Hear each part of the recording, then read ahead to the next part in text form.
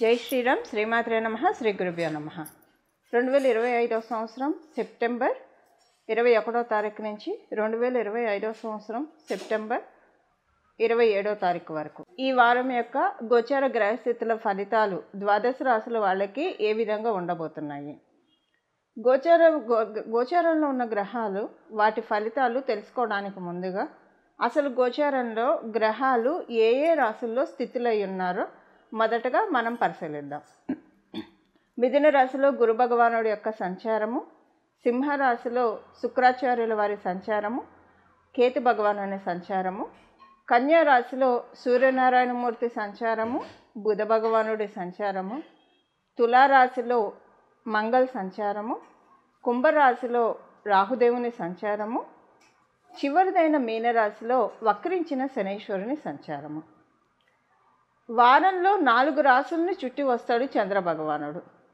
ప్రతి గ్రహానికి మినిమం ఎంత ఫాస్ట్గా తిరిగే ప్లానెట్ అయినా ఒక నెల రోజులు లేదా 26 రోజులు అలా పడుతుంది. కానీ చంద్ర భగవానుడు వారంలో 4 రాశుల్ని చుట్టబెడతాడు. ఈ వారంలో సింహరాశి మొదలుకొని వృశ్చిక రాశి వరకు కూడా ఆయన సంచారం సాగుతుంది. ఇవి గోచారంలో ఉన్న గ్రహాల యొక్క గమనాలు. ఈ గ్రహ గమనాలను అనుసరించి ద్వాదశ రాశుల వాళ్ళకి, ద్వాదశ లగ్నాల వాళ్ళకి ఫలితాలు తెలుసుకుందాము.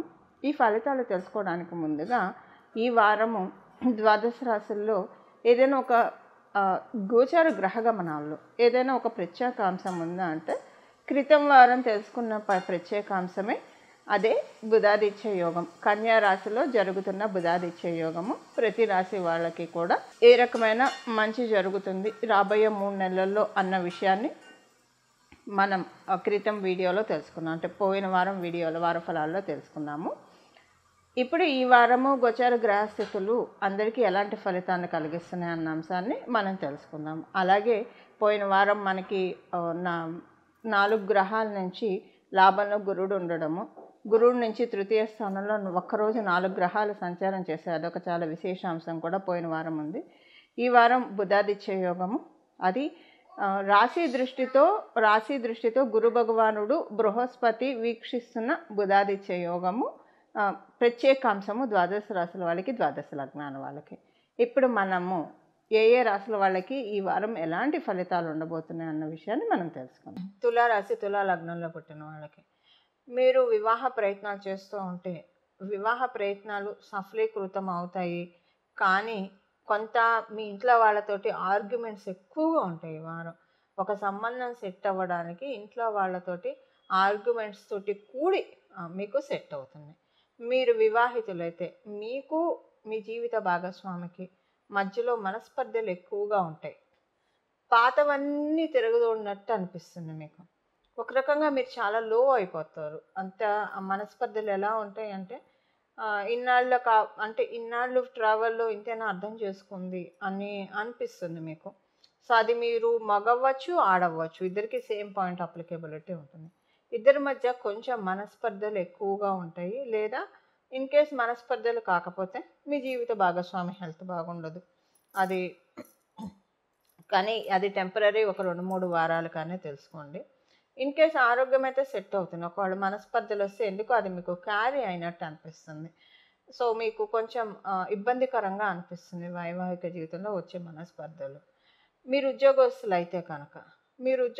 అయితే ఉదాహరణకి మీకు ఎలా ఉంటుందంటే ఉద్యోగస్తులు అయ్యి మీకు కనుక ఈ వారము ఏదైనా ఒక మంచి అంటే మీరు ఏదైనా వేరే ఉద్యోగం కోసం ప్రయత్నిస్తూ ఉంటే కనుక ఈ వారము అది మీకు సఫలీకృతం అవుతుంది. అంటే ఇప్పుడు ఈ పాయింట్ తెలుసుకున్న తర్వాత ప్రయత్నించడం కాదు, ఆల్రెడీ మీరు ప్రయత్నిస్తూ ఉంటే ఏదైతే మంచిది వస్తే బాగుండని మీరు అనుకుంటున్నారో అది మీకు అవుతుంది. ఇన్ కేస్ అందరూ ఉద్యోగ ప్రయత్నాలు అనేది చేయాలనే ఉండదు. మీరు కనుక ఉద్యోగస్తులు అయితే కనుక మీ అందరికీ బాగా ఉంది. కాకపోతే ఒక్కళ్ళకి కొంచెం ఒక కోవకి చెందిన వాళ్ళకి బాగా పాలిటిక్స్ ఎక్కువగా అనిపిస్తాయి. ఏ కోవ అంటే మీరు ఉద్యోగస్తులు అయ్యి ఉండి మీరు కనుక బుధ మహర్దశలో ఉంటే కనుక మీకు చాలా అంటే ఉద్యోగ స్థానంలో మీకు అవమానాలు ఎదురవుతాయి. ఎలా అంటే నోటితో మాట్లాడుతూ నొసటితో వెక్కిరించడం అంటారు చూసారా, అలాంటివి మీకు బాగా ఎక్కువ అవుతాయి. అంటే మీరు ఎలా ఎలా ఉంటుందంటే ఇంకొక చోట చూసుకుందామా, ఇక్కడ ఉందామా, మీకు ఒక క్లారిటీ ఉండదు. సో కొంచెం అవమానం బాగా ఫేస్ చేస్తారు. ఉద్యోగస్తులందరికీ ఈ పాయింట్ అప్లికేబిలిటీ ఉండదు. కేవలంగా బుధ మహర్దశ జరిగే వాళ్ళకి మాత్రమే ఈ పాయింట్ అప్లికేబిలిటీ ఉండదు. మీరు వ్యాపారస్తులైతే కనుక, వ్యాపారస్తులైతే మీకు వ్యాపారం చాలా చక్కగా సాగుతుంది. వ్యాపారస్తులకి ఎలాంటి ఇబ్బంది లేదు. ఒక రకంగా చెప్పాలంటే మీకు వ్యాపారాల్లో బాధ్యతలు పెరుగుతాయి. బాధ్యతలు పెరుగుతాయి అంటే వర్క్ పెరుగుతుంది. వ్యాపారస్తులకి ఇప్పుడు ఉద్యోగస్తులకి వర్క్ పెరిగితే మేబీ జీతం పెరగచ్చు, పెరగకపోవచ్చు. కానీ వ్యాపారస్తులకి వర్క్ పెరిగిందంటే డెఫినెట్గా డబ్బులు పెరుగుతాయి. అది ఇండైరెక్ట్గా లాజికల్గా అందరికీ తెలిసిన విషయమే. సో ఇలాగేంటంటే రెస్పాన్సిబిలిటీస్ పెరుగుతుంది, వర్క్ పెరుగుతుంది, ఆనందంగా చేస్తారు వ్యాపారస్తులందరూ కూడా. ఇది వ్యాపారస్తులకి. మీరు విద్యార్థినులు అయితే కనుక మీరు తులారాశి తులా లగ్నంలో పుడితే మీకు చాలా చక్కగా ఉంది. మీ ఐక్యూ లెవెల్స్ బాగా పెరుగుతాయి. అలాగే మెమరీ పవర్ కూడా బాగా పెరుగుతుంది. ఓ రకంగా చెప్పాలంటే విద్యార్థులందరూ కూడా అష్టలక్ష్మి యోగంలో ఉన్నారు. పర్ఫెక్ట్ అష్టలక్ష్మి యోగంలో ఉన్నారు. దానివల్ల ఏంటంటే మీకు ఐక్యూ లెవెల్స్ బాగా పెరుగుతాయి. గ్రాస్పింగ్ పవర్ బాగా పెరుగుతుంది. ఏదైనా కాంపిటీషన్లో మీరు విన్ అవ్వగలరన్న కాన్ఫిడెన్స్ చాలా ఎక్కువగా ఉంటుంది. సో ఎలా చూసుకున్నా విద్యార్థులకు అనుకూలంగా ఉంది. మీరు గర్భిణీ స్త్రీలు అయితే చాలా మంచి శుభ సమయాన్ని మీరు ఎంజాయ్ చేస్తారు.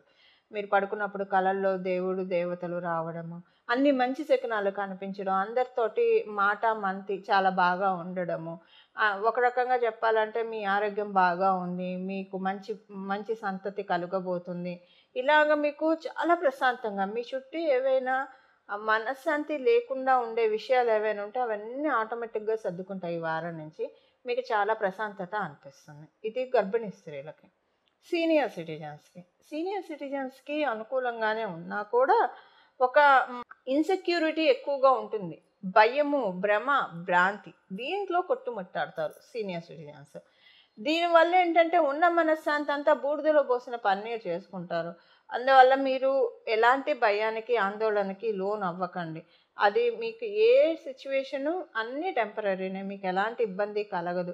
ఒకవేళ ఎలాంటి మీకు తెలియకుండా ఇదేదో మీరు వినకూడని వార్త విని భయపడటము, అంటే ఏవో మీ ఇంట్లో వాళ్ళకి కావచ్చు, మీకు తెలిసిన వాళ్ళకి హెల్త్ బాగాలేక అయ్యో వాళ్ళకి ఎలా ఉంటుందని భయపడటం ఇలా ఉండదు.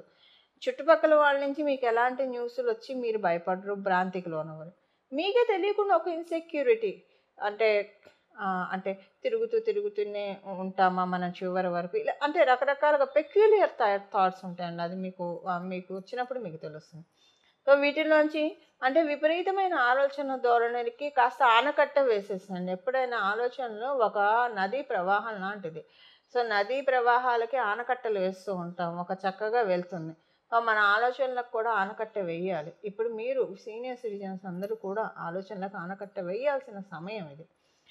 మీరు గృహిణులు అయితే అనుకూలంగా ఉంది. అంటే గోచరంలో ఉన్న గ్రహస్థితులు ప్రతికూలతలను అయితే కలిగించట్లేదు, అనుకూలతల్ని స్టాప్ కూడా చెప్పట్లేదు. మీ జన్మజాతకంలో అనుకూలంగా ఉంటే ఈ వారం అనుకూలంగా ఉంటుంది. మీ జన్మజాతకంలో ప్రతికూలంగా ఉంటే కనుక గోచరంలో ప్లస్ లేదు కాబట్టి కొంచెం ఇబ్బందులు మీరు చూసే అవకాశం ఉంటుంది. బట్ ఓవరాల్గా అయితే కనుక పెద్దగా ప్రతికూలతలు అయితే ఉండవు. నార్మల్గా వెళ్తేనే ఒక చిన్నవి ఎవరికైనా వచ్చే ఉంటాయి కదా, అలాంటి గ్రౌండ్స్లో ఏదైనా వస్తే రావచ్చు కాక అంతే. ఇవి వారం యొక్క గోచర గ్రహస్థితుల ఫలితాలు తులారాశి తులా లగ్నాల పుట్టిన వాళ్ళకి. ఈ వారము ద్వాదశ రాశుల వాళ్ళు చేసుకోవాల్సిన నామజపం అని అనుకోండి. ఏ దైవాన్ని ఆరాధించాలి, మీ ఇష్టదైవాన్ని ఎప్పుడు మీరు మీ ఇష్టదైవాన్ని ఆరాధించుకునే వారైతే ప్రత్యేకించి మీరు ఏ పరిహారాలు పాటించనక్కర్లా. అంటే మనసులో ఎప్పుడు కూడా ఇష్టదైవాన్ని ఎవరైతే నిలుపుకుంటారో ఒక అక్షర లక్షలో అంటారు. మనం చేస్తూ ఉండగా 1,00,000 సార్లు అయితే ఏ నామాన్ని కానీ ఏ మంత్రాన్ని కానీ మనం జపిస్తామో ఆ మంత్రదేవత మన పట్ల వారి మంత్రదేవత ఆశీస్సులు మొదలవుతూ ఉంటాయి. సో నిరంతరం నిర్విరామంగా భగవద్ధ్యానంలో భగవద్జపంలో ఉండేవాళ్ళే మీరైతే, అంటే ఏ పని చేస్తున్నా ఒక కర్మయోగి లాగా చేయడము కాకపోయినా మామూలుగా చేసుకున్న భగవంతుడితోటి అనుసంధానం అవుతూ చేస్తూ ఉన్న వాళ్ళైతే మీకు ఇలాంటి కోవలో చెందిన వాళ్ళకి అసలు ఏ పరిహారాలు అవసరం లేదు. అందరికీ ఇలా కుదరకపోవచ్చు, ఎందుకంటే భగవద్ అనుగ్రహం ఉన్నప్పుడే ఇలాగ 24 గంటలు మన పనులు మనం చేస్తూ భగవన్ నామ జపం చేయగలుగుతాము. సో మెటీరియల్లో ఉన్నప్పుడు, లౌకికంలో ఉన్నప్పుడు లౌకిక విషయాలు డెఫినెట్గా కలత పెడుతూ ఉంటాయి, ఇబ్బంది పడుతూ ఉంటాము, భగవంతుని చేరుకోలేక ఈ మాయలో పడి కొట్టుకుంటూ ఉంటాము. మామూలుగా అసలు ఈ వారము చేయాల్సిన మంత్ర జపం మనం ఇప్పుడు ఒక్కసారి చూద్దాము. ఇది ద్వాదశ రాశుల వాళ్ళకి, అలాగే ద్వాదశ లగ్నాల వాళ్ళకి అందరికీ కూడా చాలా చక్కగా ఉపకరిస్తుంది. నామం వచ్చేసేసి శ్రీ గురు గుహాగ్రజాయే నమః. శ్రీ గురు గుహాగ్రజాయే నమః. శ్రీ గురు గుహాగ్రజాయే నమః. ఈ నామము సుబ్రహ్మణ్య స్వామి వారికి సంబంధించిన నామము. మనకి ఈ నామంలోనే సుబ్రహ్మణ్య స్వామి వారిని, అలాగే ఆయన అగ్రజుడైన గణపతిని ఇద్దరిని కలిసి ఆరాధించిన ఫలితాలని మనం చక్కగా పొందవచ్చు. కాలపురుషుడు కుండలిలో కన్యారాశి చాలా బలోపేతంగా ఉంది. కన్యారాశికి ఆపోజిట్లో శనైశ్వరుడు కూడా కర్మసాక్షిగా కర్మలన్నింటినీ నిష్పక్షపాతంగా ప్రతి ఒక్కళ్ళకి ప్రసాదించే కర్మదేవుడైన శనైశ్వరుడు కూడా ఆయన వీక్షిస్తూ ఉన్నాడు. చాలా మంచి సమయం, చాలా రైట్ టైము. ఎందుకంటే ఈ కాలపురుషుడు కుండలిలో 6th హౌస్ అనేది చాలా ప్రత్యేకత సంతరించుకొని ఉంటుంది. సో ఈ సమయంలో మనం గణపతి అర్చన, అలాగే సుబ్రహ్మణ్య స్వామి వారి అర్చన చేయడం వల్ల మీ జన్మ జాతకాల్లో ఒకవేళ ఏమైనా వంశపారంపర్యంగా వచ్చే దోషాలు కావచ్చు, లేదా సర్పదోషాల వల్ల మీరు ఇబ్బంది పడుతూ ఉంటే, అలాంటివి ఏవైనా ఉండి ఇబ్బంది పడుతూ ఉంటే, ఇంకేదైనా కారణాలు దోషాల వల్ల మీరు ఇబ్బంది పడుతూ ఉంటే కనుక ఈ నామము అసలు మీరు నిరంతరం జపించుకున్నా కూడా నామం కాబట్టి మీరు ఎప్పుడు కంటిన్యూగా చేసుకోవచ్చు. జపించుకుంటూ ఉంటే చాలా అద్భుతమైన రిజల్ట్స్ చూస్తారు. ఇప్పుడు శనైశ్వరుడు కూడా ఆయన కర్మకారకుడు కాబట్టి మనం ఏమేమి కర్మలు చేస్తున్నాం అంటే, మనము ఉత్తగా మన పనులు మనం చేసుకుంటూ వెళ్తున్నామా, లేదా భగవన్నామ జపం చేయడం కూడా ఒక కర్మే. సత్కర్మలు, దుష్కర్మలు, మధ్యమ కర్మలు, ఇవి మనం ఏం చేస్తున్నాం. మధ్యమ కర్మలు అంటే మనం మామూలుగా మన పనులు మనం చేసుకుని ఒకళ్ళని ఇబ్బంది పెట్టకుండా మన పనులు మనం చేసుకోవడం మధ్యమ కర్మలు. దానివల్ల మనకి పుణ్యము రాదు, పాపము రాదు. సత్కర్మలు చేస్తే మనకు పుణ్యం వస్తుంది, దుష్కర్మలు చేస్తే మనకి పాపం వస్తుంది. సో ఇప్పుడు గోచారంలో శనైశ్వరుడు చక్కగా అందరినీ వీక్షిస్తూ ఉన్నాడు, కన్యారాశిని వీక్షిస్తూ ఉన్నాడు. సో మన కర్మబంధులాన్ని తొలగించడానికి ఆయన సంసిద్ధంగా ఉన్నాడు.